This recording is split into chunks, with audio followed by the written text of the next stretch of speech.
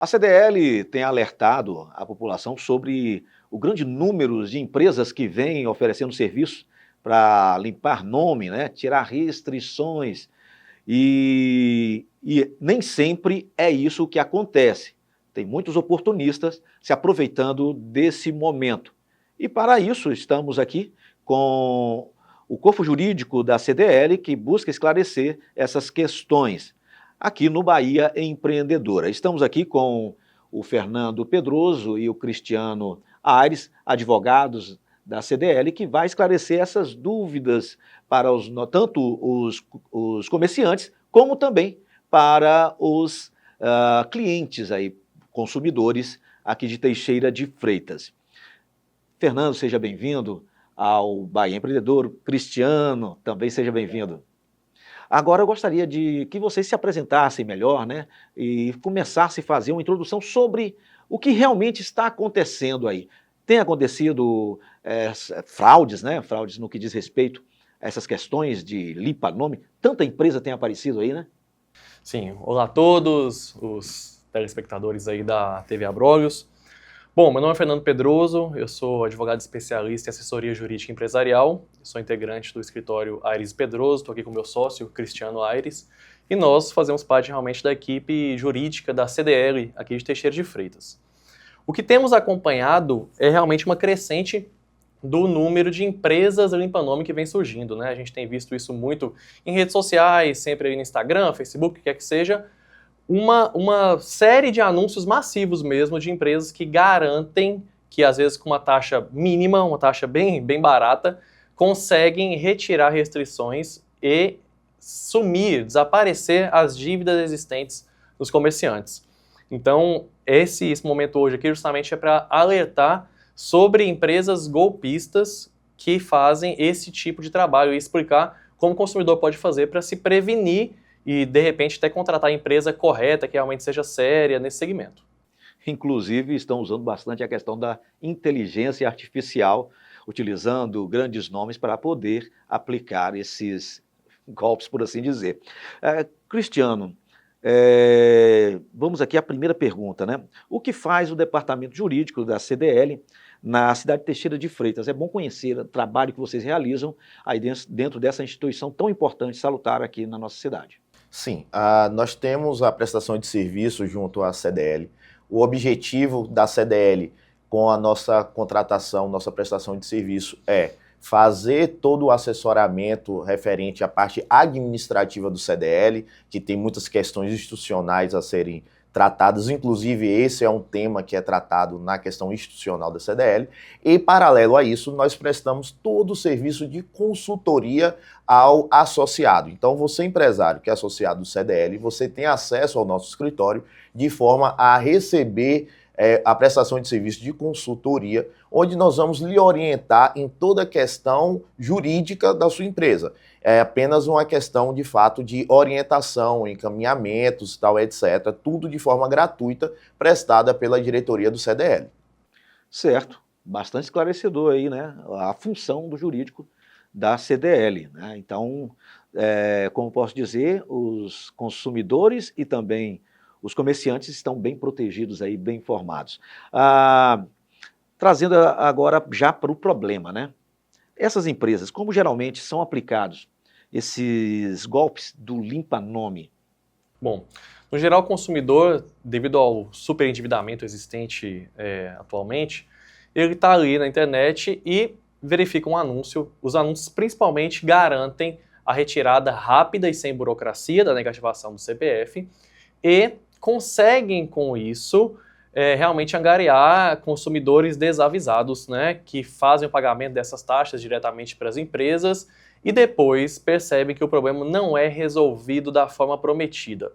Primeiro é importante consignar que não existe maneira de retirar a negativação definitivamente sem o pagamento ou negociação do débito. Então essas empresas que fazem esse tipo de oferta, que fazem esse tipo de propaganda, realmente não conseguem praticar o ato conforme expõe, né? Então é importante que o consumidor esteja atento.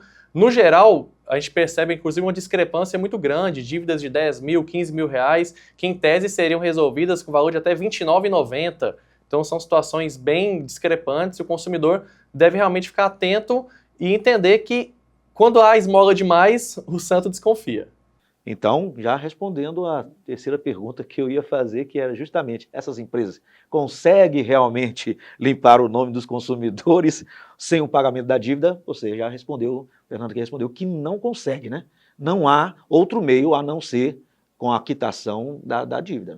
O que acontece? Ele consegue, em comarcas diversas, aí, comarcas distantes,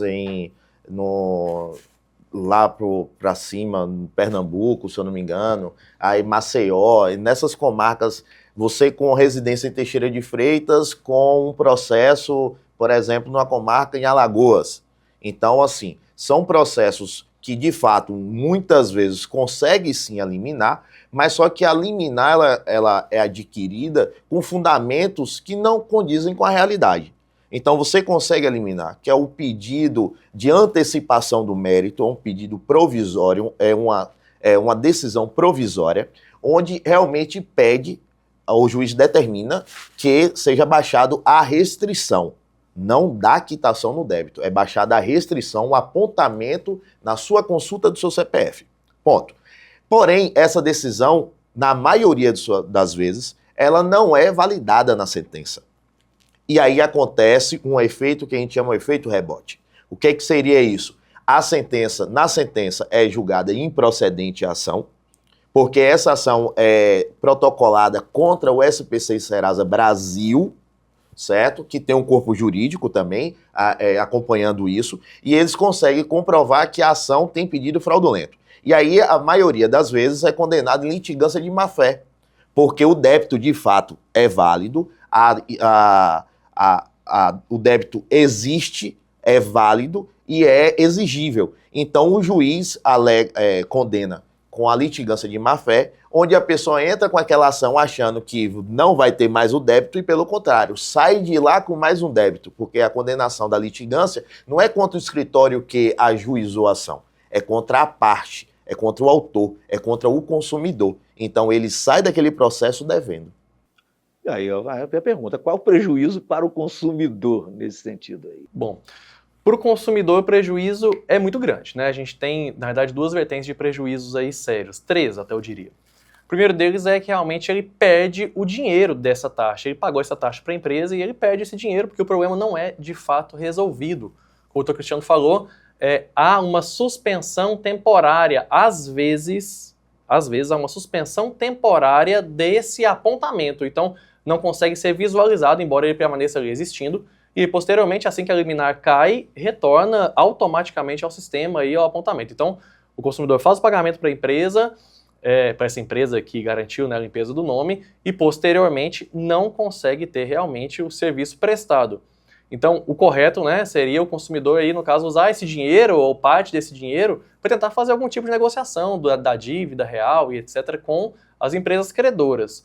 O outro ponto importante, que é muito perigoso e danoso ao consumidor, é que nesses momentos todos em que são entradas essas eventuais ações por intermédio dessas empresas, que no geral tem ali corpo jurídico para isso, né, tem advogados sempre envolvidos em grande maioria das vezes para entrar com essas ações, eles fazem então o pagamento dessa taxa, a empresa, o corpo jurídico retira, mas eles mandam não só o pagamento, como também todos os seus documentos, às vezes cópia de documentos, todos os seus dados pessoais e etc. Então a vulnerabilidade do consumidor nesse sentido também é muito, muito presente, né? Que envia todos os seus documentos, envia todas as suas informações para uma empresa que muitas vezes ele não sabe nem aonde existe, se existe e como existe. Então tem esse ponto também que deve ser salientado. Assinatura de procuração. Justamente. Cristiano, aí nesse caso, foi do consumidor. E para o empresário, quais são os danos, os prejuízos aí? Veja, o maior prejuízo para o empresário seria a situação de não saber identificar o mal pagador. Então, quando você tem uma liminar dessa concedida, é baixada a restrição e aquele consumidor que é o mal pagador, que não cumpre com as suas obrigações financeiras, ele volta para o comércio com o CPF totalmente intacto, vamos dizer assim, limpo. Né? Visivelmente. Né? Visivelmente limpo. E aí ele vai e gera mais débito. Então o empresário acaba vendendo, dando crédito para aquele que não tem uma vida pregressa de pagamento, de honradez referente às obrigações financeiras. Ok. E existe uma outra situação também, que é a situação da baixa da restrição, que ele tem um crédito na mão desse consumidor e esse crédito ele não pode ser apontado no CPF dele, que seria um meio de cobrança. No entanto, tem solução. Nem tudo está perdido. Então, qual que seria a solução? O empresário tem que compreender que existem outras ferramentas de cobrança. Quais seriam essas ferramentas? Seria a situação de ação de, inicialmente, uma notificação extrajudicial, que todas as vezes que você dá um crédito para um consumidor, você preenche uma ficha de cadastro dele com telefone, endereço, etc., referência de vizinhos e tal. Então, você faz essa cobrança extrajudicial. Se não deu o efeito, que geralmente dá ali, você consegue recuperar entre 50% a 60% só da notificação, porque já tem um receio de uma ação judicial. Então, aquele que não é resolvido, você tem que acionar o juizado especial para fazer a cobrança. Isso eu falo para aqueles débitos abaixo de 40 salários mínimos. Os débitos abaixo ainda de 20 salários mínimos, você pode fazer a cobrança de forma direta. Não tem a necessidade nem de advogado para isso. Apesar de eu aconselhar que seja contratado. Mas a lei fala que você pode ir direto no balcão do juizado e fazer essa cobrança. Por quê? A cobrança judicial é a via mais eficaz para fazer esse tipo de cobrança. Inclusive, dependendo do efeito do processo, dessa cobrança no juizado, você pode, inclusive, requerer para o juiz a situação de negativação através do próprio processo.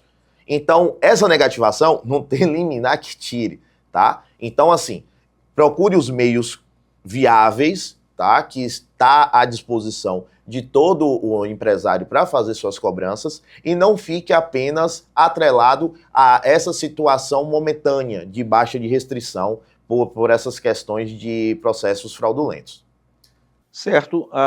Fernando, as pessoas agora ficam com medo, né? Tantas empresas que estão por aí oferecendo esse serviço, mas são todas que têm esse problema, ou tem alguma empresa dessas aí que realmente entrega o que realmente eles estão oferecendo?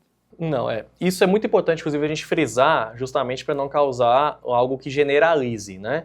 Existem sim empresas sérias. O que o consumidor deve se atentar é que, se a dívida existe realmente, se foi ele que contraiu aquela obrigação, não fez o pagamento, e se não está prescrita, não existe outra forma de retirá-la, não existe outra forma de limpar esse CPF que não seja realmente fazer a negociação do débito junto com o seu credor. Então, qualquer tipo de situação aí, propaganda que aponte que a pessoa vai pagar uma taxa e não vai precisar pagar a dívida ou não vai precisar pagar o seu débito, essa propaganda aí é enganosa nesse sentido. O débito permanece existindo e etc. E também logo, quando é suspenso, logo retorna ao apontamento do SPC Serasa, o que quer que seja. Então, tem esse ponto. Há empresas sérias, sim, aquelas que cuidam principalmente do trâmite de negociação. Então, há empresas especializadas nesse trâmite de negociar aí entre devedores e credores para conseguir melhores taxas, conseguir redução de juros, de multas, parcelamentos e etc. Então, existem sim empresas que são especializadas em recuperação de crédito da forma legal. E, Fernando, nos últimos anos a gente tem visto também que não apenas empresas privadas têm oferecido esse serviço, mas também governos têm entrado também para poder estar ajudando de alguma forma, fazendo a mediação entre o empreendedor e os consumidores, buscando soluções aí. Eu não sei se é oferecendo algum tipo de benefícios fiscais, né, para essas empresas, não sei qual é o método, mas existe também, como aconteceu recentemente aí, através do governo federal, né, tem esses programas que visam utilizar. Esse seria uma forma também melhor para poder estar conseguindo? Sim, esses programas, na realidade, eles são mais ligados, muitas vezes, a situações de débitos, por exemplo, bancários, né? A gente teve uma situação assim, semelhante do Banco do Brasil, que é nesse sentido, realmente, existia um portal de regularização do Banco do Brasil que intermediou isso, assim como débitos fiscais também existem aí portais específicos hoje, inclusive o portal Regularize da PGFN e outros portais que sim, não são o governo propriamente dito, né, mas é por intermédio do governo, inclusive com subsídios, etc., para poder viabilizar esse tipo de negociação, esse tipo de parcelamento aí com redução de juros e multas. Então, sim, existem, porém, nesse aspecto específico aqui de empresários, comerciantes da região, aí realmente o governo não tem apontamento nesse sentido. Agora, mais uma questão aqui, né? Um termo que é bastante utilizado aí é o registrato. Fernando, o que é um registrato e as consequências dessa questão? Bom, vamos lá. Para a gente entender melhor o que é o registrato, é um sistema realmente ligado ao Banco Central, né? Onde ficam ali os apontamentos todos, toda a vida, todo o histórico bancário desse consumidor, enfim, empresário, quer que seja, fica lançado ali. Então, o que nós vemos, e aí específico sobre esse tema nosso, é que há plataformas em que são feitas negociações. Por exemplo, lá no Serasa mesmo, a gente tem muitas vezes ali embaixo o valor da dívida, vamos dizer, a dívida era R$1.000, kit aqui por R$100, ou algo nesse sentido. É importante também o consumidor lembrar que, embora seja uma plataforma válida, né, e eficaz para a retirada da negativação específica, existe uma situação que é lançada no registrato, que é quando essa diferença, por exemplo, esses R$900, nesse caso específico que eu abordei, são lançados lá como forma de prejuízo. E lá, então, essa instituição credora aponta que aquele consumidor gerou para ela um prejuízo de um valor X, e este apontamento no registrato hoje é utilizado por muitos bancos, por exemplo. Então, às vezes, financiamentos bancários, dependendo do tipo de negociação bancária que for feita, principalmente, o banco faz a consulta no registrato para averiguar se realmente se essa pessoa era um bom pagador ou não, se ele cumpriu com seus compromissos ou não, e se gerou algum prejuízo para alguma outra instituição ou alguma outra empresa. Então vamos lá. Aqui, ó, uma última pergunta aqui. Qual a orientação que vocês fazem, né, para os consumidores, né, no caso aí, que estão com restrições, né, no seu CPF e por inscrição em cadastro de inadimplência? Primeiro é realmente focar em não acreditar nessas propostas milagrosas, né?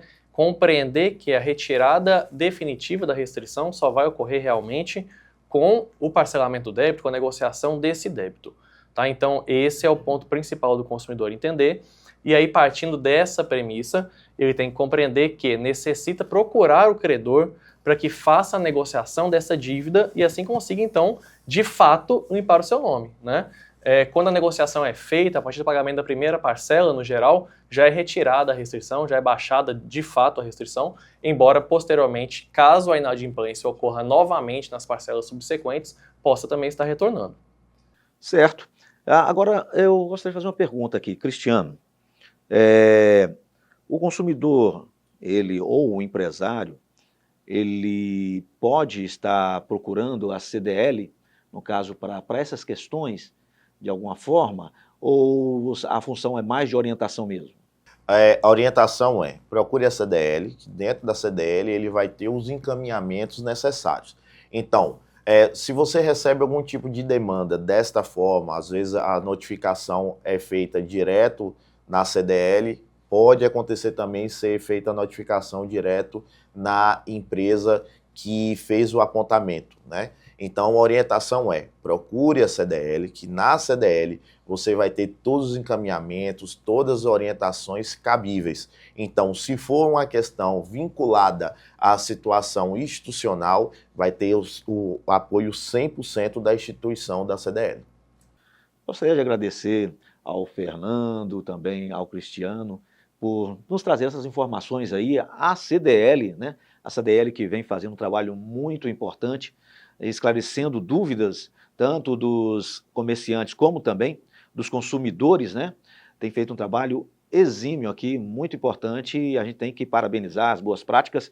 A CDL tem feito isso e parabéns a vocês que estão fazendo esse trabalho aí, indo em todas, no caso, os veículos de comunicação, para poder trazer esse esclarecimento à população e aos comerciantes. Agradecer a você, Fernando, a você, Cristiano aí.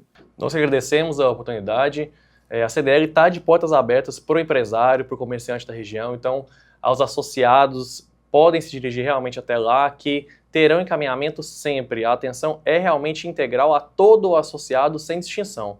Então, da mesma forma, também as empresas que não são associadas aí, a gente faz sempre aí o apelo para que se associe à CDL, para que possamos, assim, realmente ter uma visão mais ampla de toda a situação e dar um apoio, um suporte tanto jurídico quanto de todas as outras questões mais específicas. Obrigado à TV Abrolhos, obrigado a você, Márcio. Obrigado à CDL também por parabenizar a CDL por estar levando esse tipo de informação, esse tipo de conteúdo para a sociedade em geral. É um conteúdo sensível, é uma situação de uma realidade hoje de nossa sociedade, do endividamento em massa aí. Então, prestem atenção, veja a questão das propostas. Se tiver dúvida, procure a CDL. Pois bem, conversamos com o doutor Fernando Pedroso e o doutor Cristiano Aires, do Corpo Jurídico da CDL, trazendo, né, no caso, tirando dúvidas aí dos consumidores e também dos comerciantes Teixeira de Freitas aqui no Bahia Empreendedora. Um abraço a todos, fique com Deus.